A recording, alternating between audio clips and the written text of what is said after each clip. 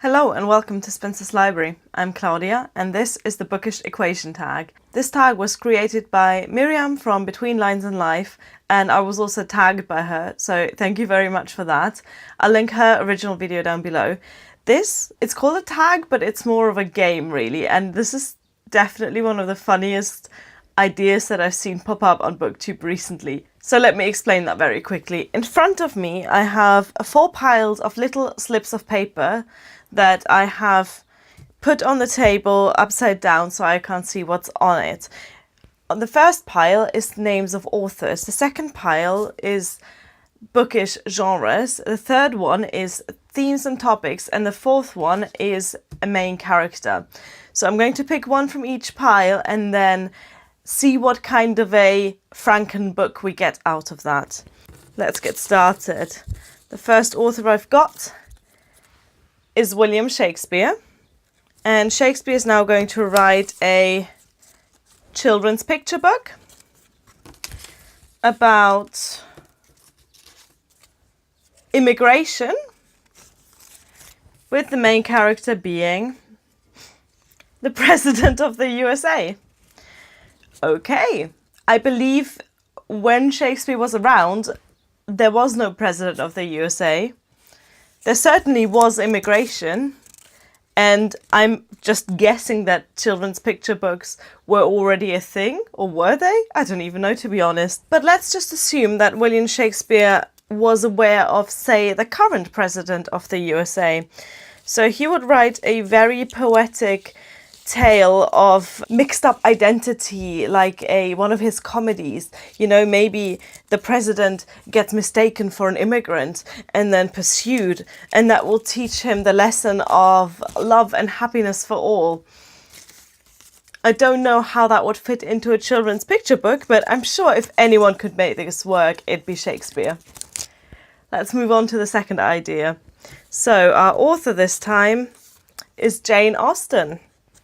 And she will write what have we got here? A fairy tale about unconditional love. Well, that's very Jane Austen-y, is it? Although love in Jane Austen tends to have quite a few conditions, you know, wealth and such. But the main character in this one is a cat. Right, so maybe this is Jane Austen's fairy tale about a talking cat that is unfortunately just a street cat and falls in love with a handsome Siamese, or maybe a gorgeous Persian, or, you know, one of these other like pedigree cats. Is this basically the storyline of the musical Cats? I haven't watched it, but it sounds familiar. Maybe not the best idea. Let's move on to the next. Oh no, my piles are getting mixed up, so let's make sure I keep them all separate. Anyway, the next book will be written by Sir Arthur Conan Doyle. And he's going to have a go at a crime thriller. I'm sure he can handle that. This book's going to be about ancient treasure. And our main character is... See, it was all fairly normal for now, until now. Our main character is a space alien.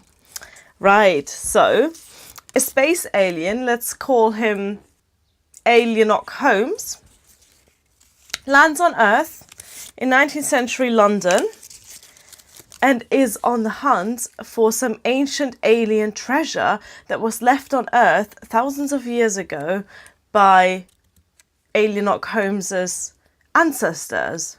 But to make this a crime thriller, there has to be a villain who also wants to find this treasure. Let's call him Earthiati, because Earthiati is not an alien, he's an Earth human. So they have to go on wild coach chases through Victorian London to find clues to get to this treasure. I think that could work. Next, we've got a book written by Charlotte Bronte. And she's going to write a domestic novel. This is all a bit boring, isn't it? Considering that she has written domestic novels. But let's see what her theme is. It's going to be about time travel.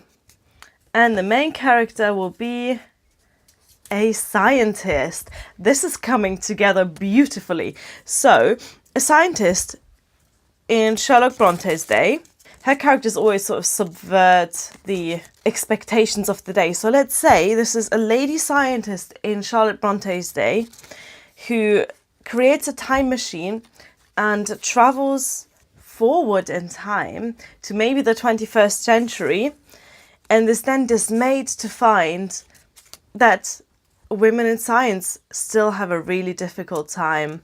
Let's move on to the next one. We have J.K. Rowling writing a...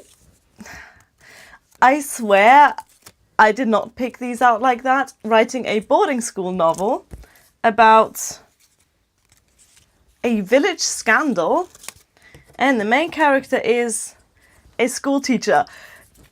This is going to be the biography of Professor McGonagall, right? So, McGonagall from Harry Potter, if anyone doesn't know, is the main character in this novel, and it's all about her tragic association with someone in Hogsmeade. And she doesn't want the students to know about this, but everyone does, and it filters through to the school. Please write this book. Next up we have Oscar Wilde writing a romantic comedy, so far so real, about social equality. This is going to get really boring if the last one isn't something quite out there. And the main character is a wizard. I can actually picture this. Obviously it would be a play rather than a novel. And our main character is a wizard dandy type character who, despite his witticisms and wealth, cares very much about the social equality and perception of witches. And he falls in love with a witch. This is why I'm not an author. Okay, so I seem to have lost a genre somewhere. That means there's only one more book idea to go. And let's see what we get. We've got Enid Blyton, who's writing a dystopia about world domination. And the main character is a princess. Ooh, this really clashes, doesn't it? Because Enid Blyton's not the type to write about princesses at all.